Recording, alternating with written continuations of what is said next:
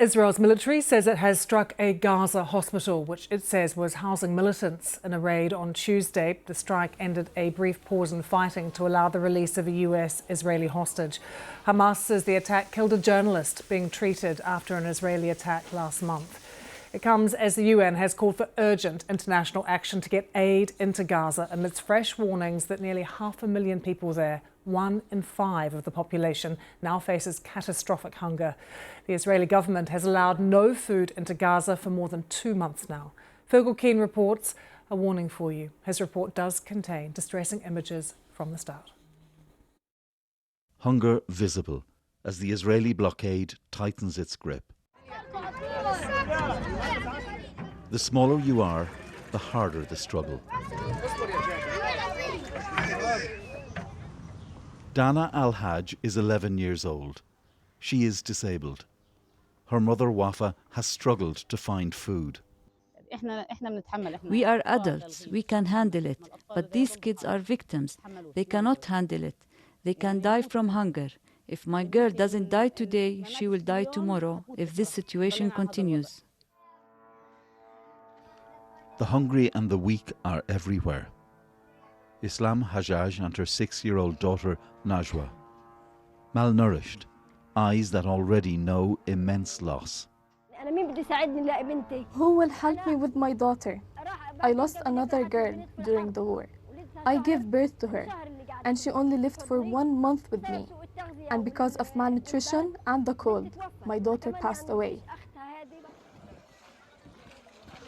Gaza is no longer a place of the modern world. But the medics here struggle on. In the past year, we followed the experiences of American doctor Sam Attar, fighting to save lives, too often losing. This little boy died from a shrapnel wound in his skull. And afterwards, we all found out, and we all just felt a little cold and detached from it, because it's stuff we're seeing all the time. And you save who you can, you mourn who you can, and then you move on. You have to.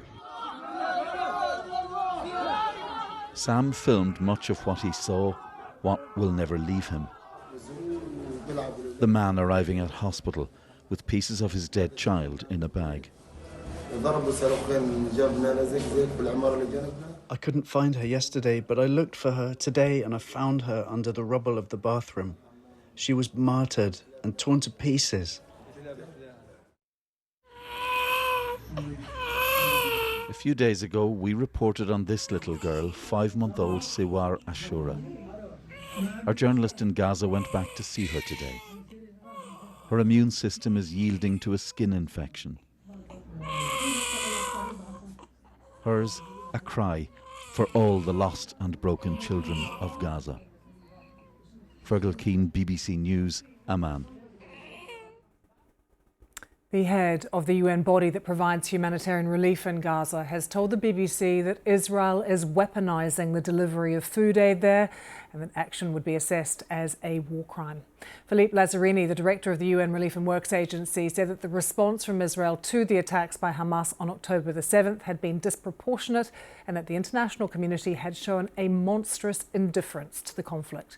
The Israeli government has accused Unrwa of complicity with Hamas. He was speaking to our international editor, Jeremy Bowen. The Israelis say that your activities are hopelessly compromised in Gaza by infiltration by Hamas and the fact that staffers at Unrwa actually took part in the killing on 7th of October. We are receiving hundreds of allegations from the State of Israel. Each time, as a rule-based organization, we keep asking for substantiated information. We never ever receive them. On the subject of proof, on the Israeli government website, there's a link to a 73-page PDF with some names, ID pictures, documents which they say they captured in Gaza, which they say absolutely proves that UNRWA has been riddled by Hamas infiltration. The UN keep asking Israel, please share this information. Until today, we haven't received any information from the government of Israel, except for the 19 staff who were allegedly incriminated to the massacre of October 7th. The agency decided to suspend the 19 staff, even for those for which there was absolutely no proof. But they've got a point though, haven't they, that any essence of doubt about this whole thing does make it very difficult for you to continue. The Americans have frozen your funding. I would disagree. We are in a war of narrative. There is a lot of propaganda. Never forget that the State of Israel has increased its budget by $150 million just for the propaganda. Let us speak about what's going on at the moment in Gaza. Israel has not allowed any humanitarian aid in now for, more than 2 months. How serious is the situation there for civilians? Starvation is spreading. People are exhausted. People are hungry. And more now we can expect in the coming weeks, if no aid is coming in, that people will not just die because of the bombardment, but they will die because of the lack of food. What about the Netanyahu claim that there's been all along a lot of food in Gaza? Are you saying he's telling lies? Again, this is part of a broader narrative.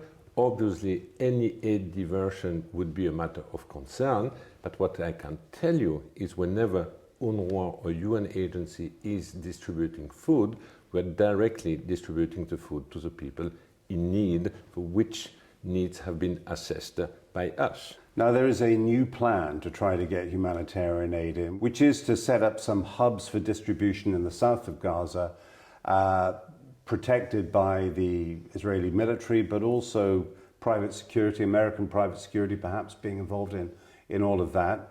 The UN has said they're not going to take any part of this, it's against humanitarian principles, but actually it's better than nothing, isn't it? We have humanitarian principle because this principle helps us to save life. What is today being proposed falls short from that. Yes, some people might receive food, but others will be discriminated and receive no food. And in a situation where food is not available, this is a recipe for chaos. Do you think Israel is using food aid, medical aid, humanitarian aid as a weapon of war? I have absolutely no doubt, and this is what we have witnessed during these last 19 months, but especially during these last 2 months. That's a war crime. That will be qualified as a war crime. The qualification will come from the ICJ, not from me. What about those accusations made by the South Africans that genocide is taking place there, the elimination in whole or in part of a group, the destruction, the dislocation, the movements of people? Do you think it fits that category? Listen, by any account, the destruction are massive. The number of people who have been killed is huge and certainly underestimated. We have seen the systematic destruction also of a school, of health center. People have been constant pinballs within Gaza, moving all the time. So there is absolutely no doubt that we are talking about massive atrocities. Genocide? It could end up to genocide. When people look back at what's been happening in the future, will they see actually a big international failure here? I think in the coming years we will realize how wrong we have been, how on the wrong side of the history we have been. We have, under our watch, let a massive atrocity unfolding. Would you include 7th of October in that? I would definitely include also the 7th of October. The response also has been massive, has been disproportionate, basically almost leading to the annihilation of an entire population in their homeland. I mean, it's absolutely monstrous, especially in our countries where we have said never again. And there is a very, very deep feeling of injustice in the region, which is also fueling polarization. Do you share that feeling? I do share this feeling. It's deeply frustrating. Thank you.